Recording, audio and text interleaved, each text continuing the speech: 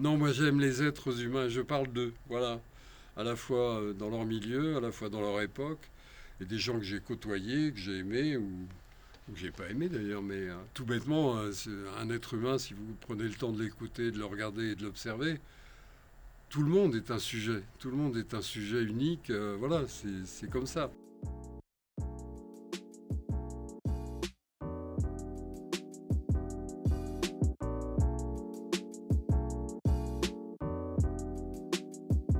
C'est une obligation commerciale quasiment pour les détenteurs de droits. S'ils veulent que les films continuent de pouvoir être exploités par les chaînes de télévision, par exemple, ils doivent être remasterisés.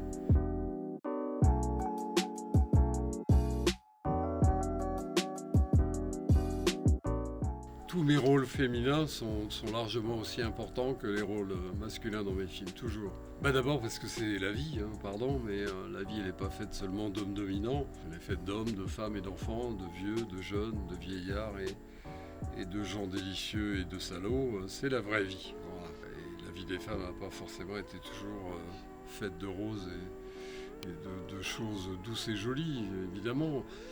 Même à cette époque-là, les choses étaient difficiles à vivre, mais à la fois, il y avait un temps plus doux, enfin plus lent, vous voyez ce que je veux dire.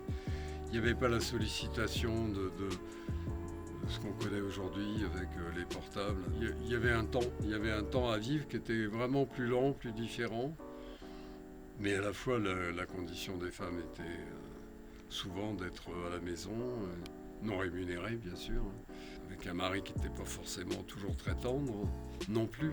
Et j'ai envie de dire que les choses ont évolué, mais pas tant que ça, hein.